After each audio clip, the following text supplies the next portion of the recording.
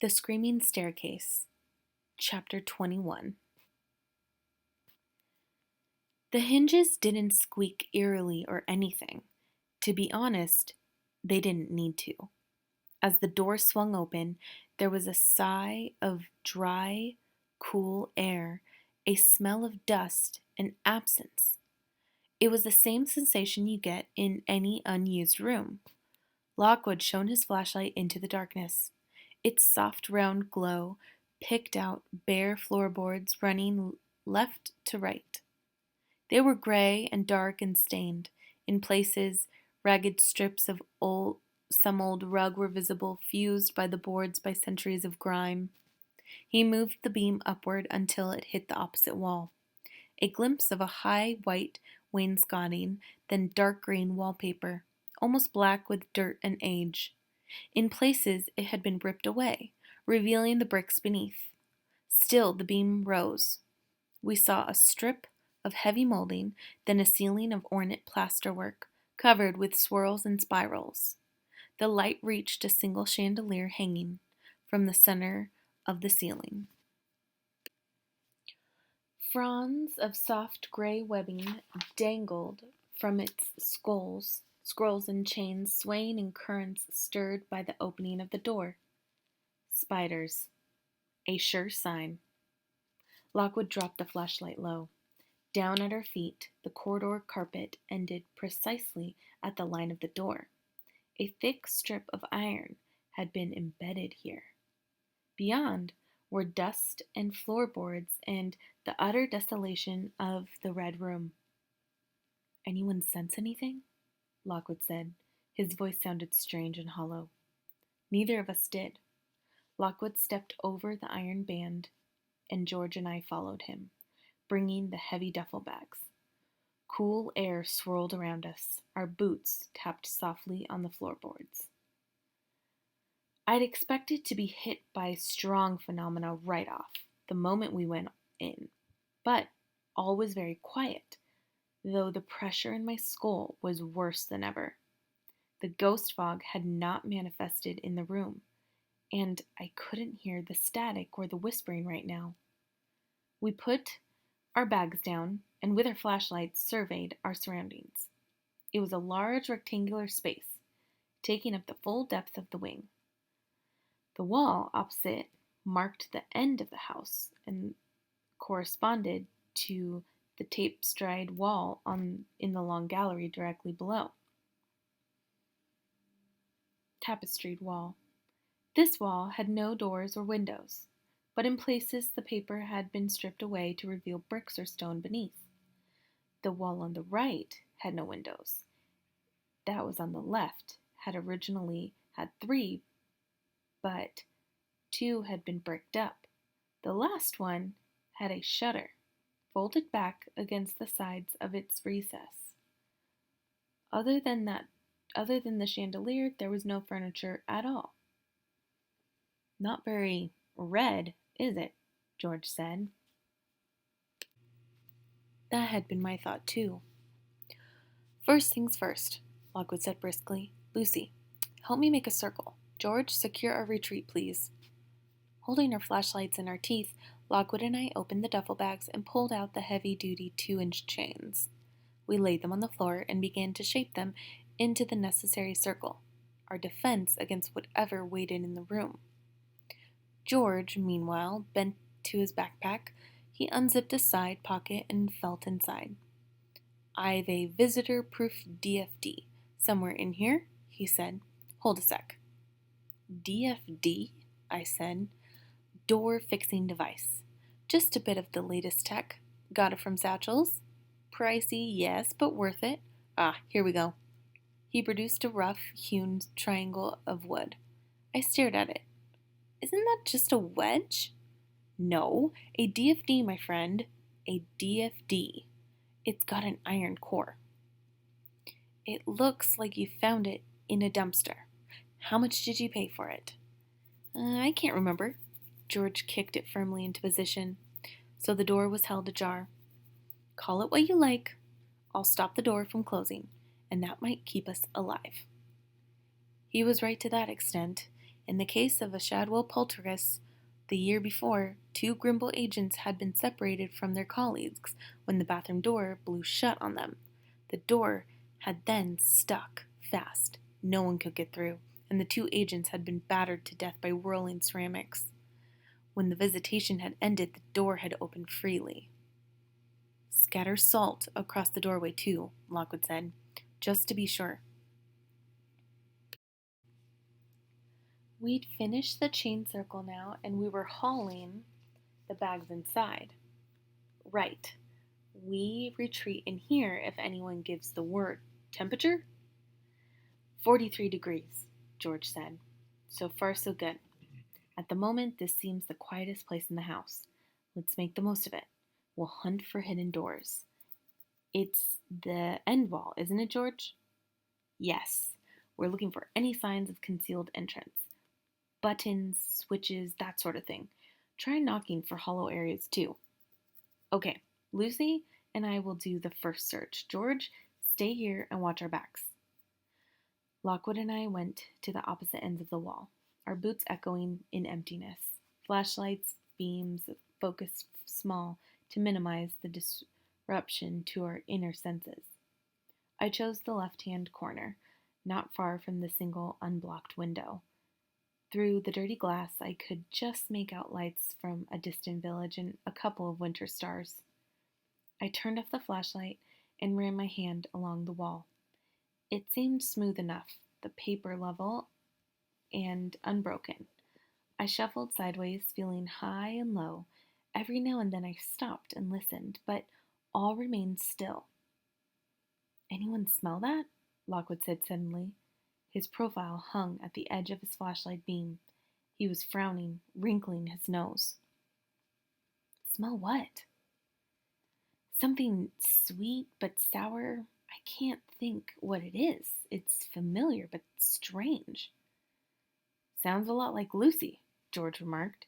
He was behind us, in the center of the room. The minutes passed. Lockwood's hand met mine in the darkness. We'd reached the middle of the wall. After a moment, we started going back the way we'd come, this time rapping the surface with our knuckles. A few wisps of plasm building, George called.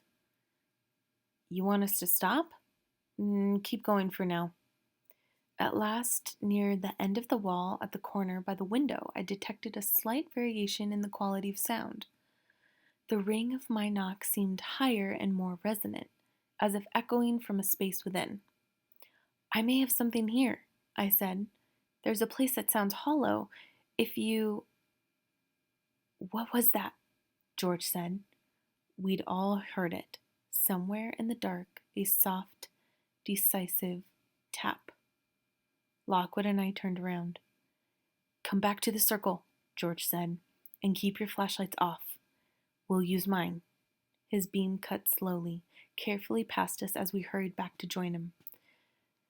Strafing the ceiling walls and the floor all seemed exactly as before. Or did it?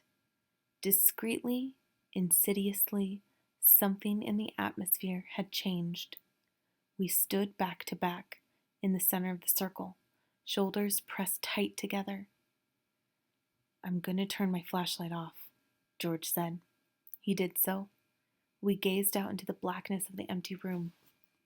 Lucy, Lockwood's voice said, what do you hear? The whisperings kicked off, I said. All at once it was very loud.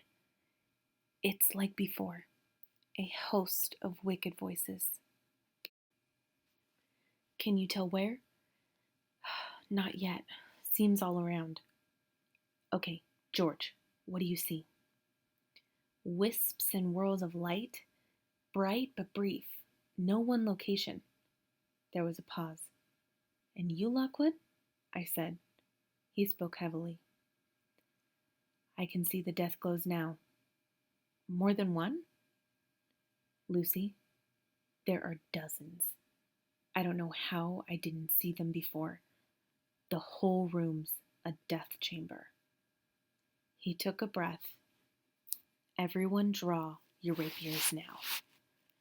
3 sets of shoulders bumped and shifted. There was the collective rasp of iron. "It sensed that," George said. "The wisps went into a frenzy. They've calmed again." "Lucy?" The whisperings got louder, angrier.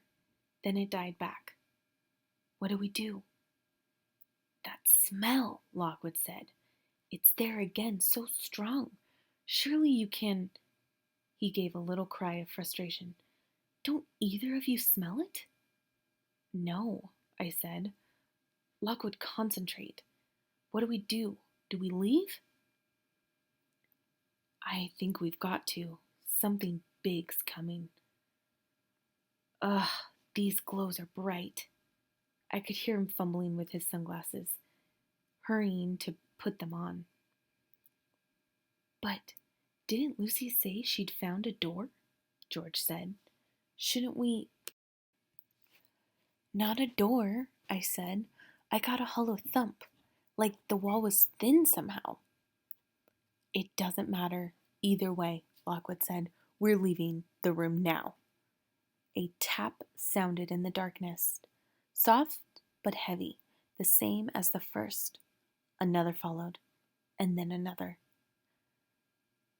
"That's between us and the door," George said. "No, it isn't." "Quiet," Lockwood said. "Just listen." Tap, tap, tap. Slow and regular. I timed 5 fast heartbeats between each sound. It wasn't easy to tell where the noise was coming from or what it might be, but it seemed familiar. I'd heard the like before. For some reason, the bathroom back in Portland Row came to mind. The lower one, where I sometimes took a shower, and where George's discarded underwear lay in wait for unwary feet. At first, I thought it might be the shared sense of danger and foreboding that made me make the connection. Then I realized it was something else. The shower head in the bathroom was faulty. It dripped. Tap, tap, tap. "Turn the light on, Lockwood," I whispered. "Direct it in front of you."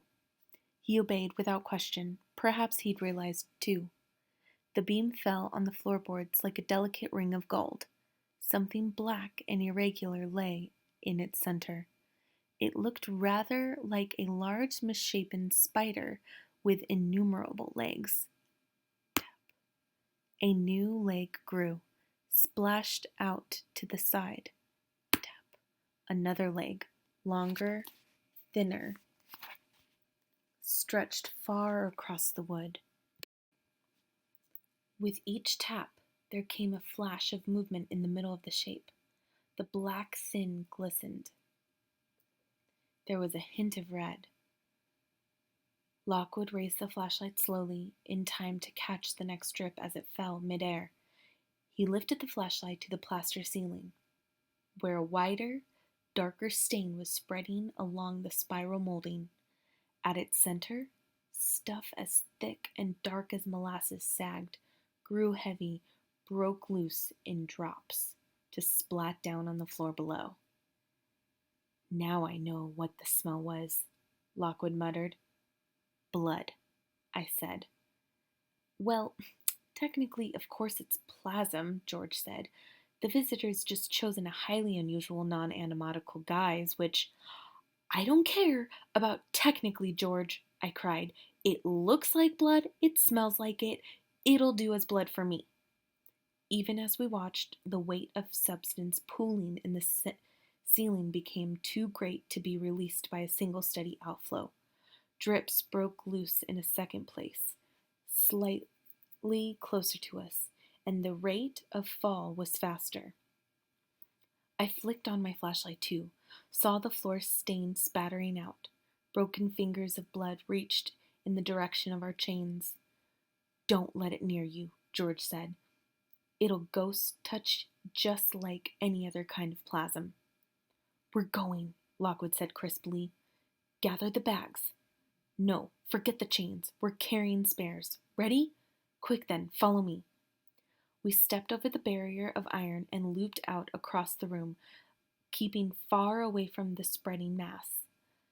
Malevolence of radiated off its waves. The room was icy cold. Goodbye and good riddance to you, George said as we approached the door.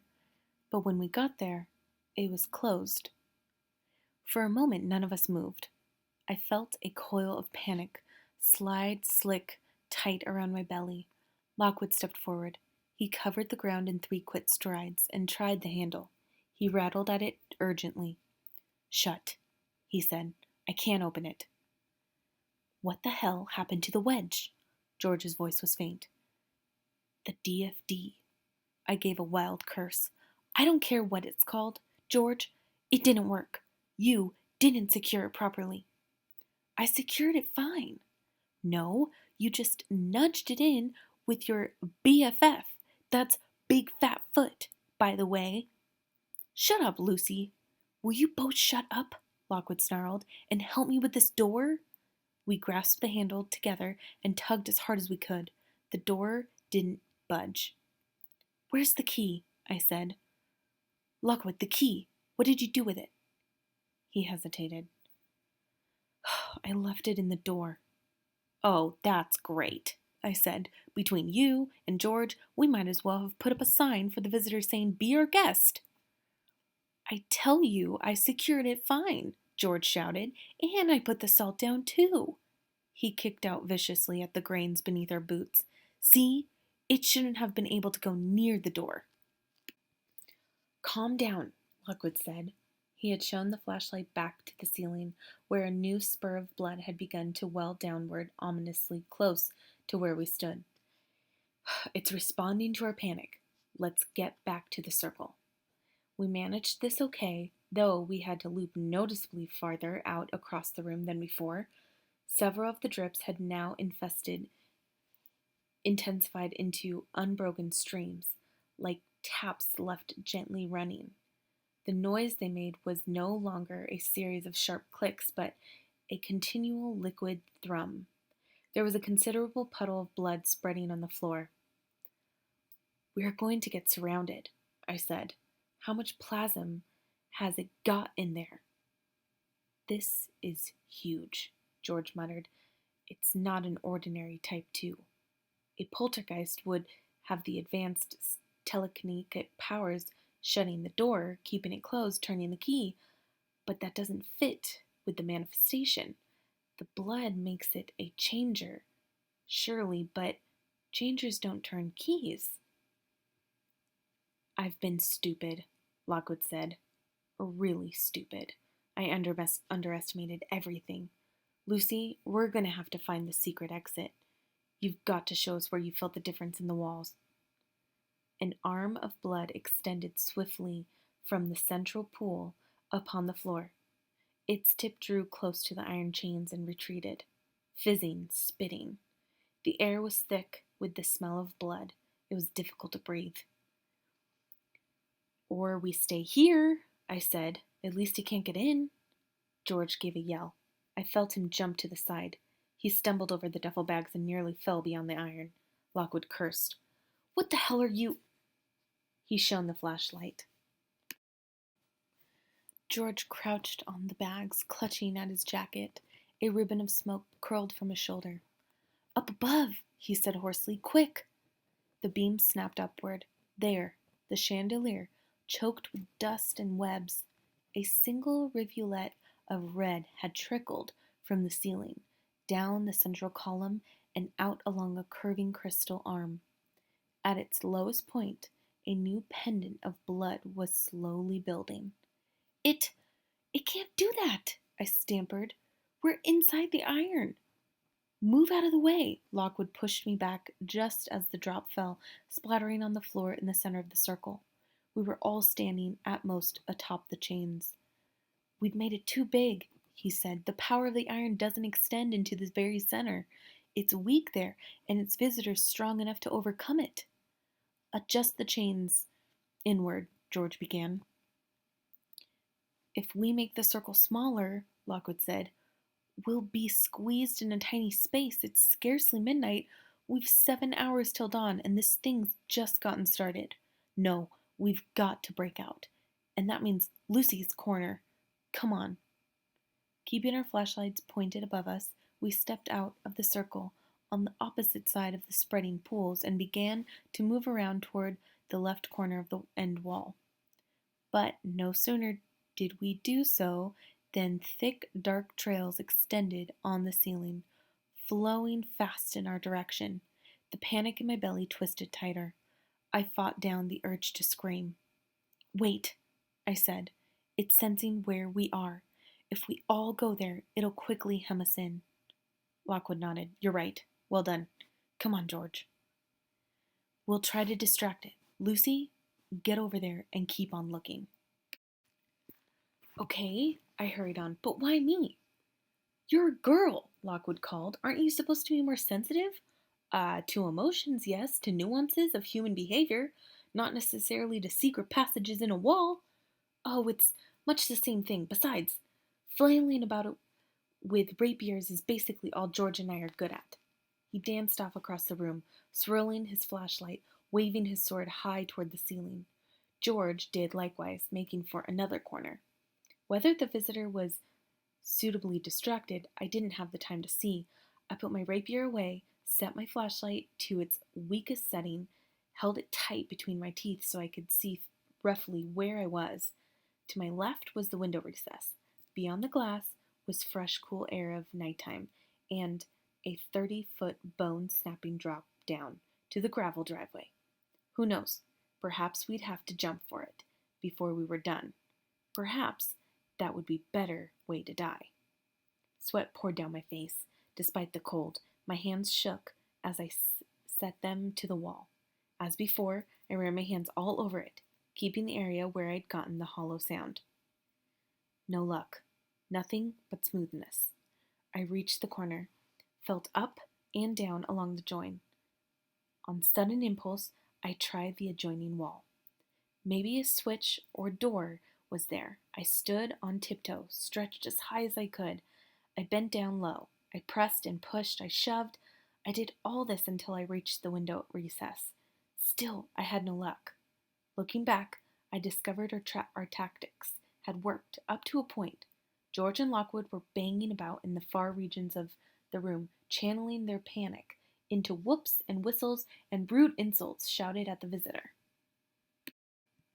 In response, the central ceiling pool had thrown out new branches. Long, angry stems of blood diverged around the chandelier, came lancing out toward them. But I hadn't been forgotten either. To my shock, a stream of blood now stretched almost to my feet along the floor. Up above, an arm of central stain extended perilously close, and from this a dark, thin stream was falling. Black splatters laced the boards beside my boots. One fell against my heel. There was a hiss, and a thin white coil of smoke curled upward as I jumped away, up onto the deep sill below the window. This was no good. Now I risked being completely trapped. I turned, crouched, prepared to leap down, and as I did so, my fingers touched the wooden shutter that was folded back against the side of the recess. I looked at it, and in that desperate moment, inspiration came. I shone my flashlight full upon the shutter. It was a single solid panel, as high as the recess and almost as wide. At the back, near the window, great black hinges fused it to the stone. If you pulled it, it would swing out to cover the glass, and possibly reveal something else. I grasped the wood, tried to pull it to me. I wanted to see beneath it, just in case. Somewhere, something gave. I felt the shutter move. I flashed a quick look with my flashlight and saw a crack had opened, a gap just wide enough to fit my fingers in. Perhaps there was nothing but stone beneath. Perhaps it really was a shutter. Or perhaps...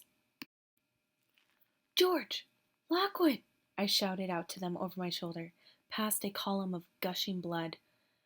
I may have found it. Quick, I need your help. Without waiting, I pulled at the wood. I heaved, I tugged. It didn't shift at all. Something shoved me to the side. It was Lockwood, throwing himself into the recess. The blood was nearing the edges of the room. He had to flatten against the wall as he ran toward the ledge. George careered after him, holding his rapier at an angle above his head. Falling blood splashed against the sword's tip, fizzing and sparking as it touched the iron. He jumped up next to us. No one spoke. George handed me the rapier. He and Lockwood grappled the wood, braced themselves, and pulled. I turned and held the blade above us as an ineffective shield. The blood stain on the ceiling now spread almost wall to wall. In our corner, a single triangle of clean space remained. Elsewhere, torrents of blood fell in the curtains, roaring, driving, gusting like rain waves in a thunderstorm. The floor was awash. It pooled between the floorboards and lashed up against the wainscoting. The chandelier dripped with it. The crystals shone red. Now I knew why the chamber was without furniture of any kind, why it had been deserted for so many years. Now I knew why it had the name it did. George gasped. Lockwood gave a cry. They fell back, knocked against me, dragging the shutter open. Behind it, matted cords of cobwebs trailed like corpses' hair. My flashlight showed darkness too, a narrow arch inside the wall. Blood spattered on the corner of the shutter and on the tilted blade above my head. I felt it fizz against my gloves and arms. In! In! I gestured to the others. They tumbled through. I followed, moving backward, stepping from sill to ancient stone. Blood poured down the inside of the shutter. It ran through the sides of the recess, flooding toward my feet. On the other side of the shutter door, we saw an ancient rope, fixed there by an iron ring. George and Lockwood seized it, heaved. The door swung slowly inward. Blood cascaded through the closing cracks, splashing thickly on George's arm. He cursed, fell back. I lost my balance too. Lockwood gave a final tug. The door closed shut, and we were left in darkness, listening to the crashing and the drumming of the blood as the unnamed thing wrote its fury on the far side of the wall.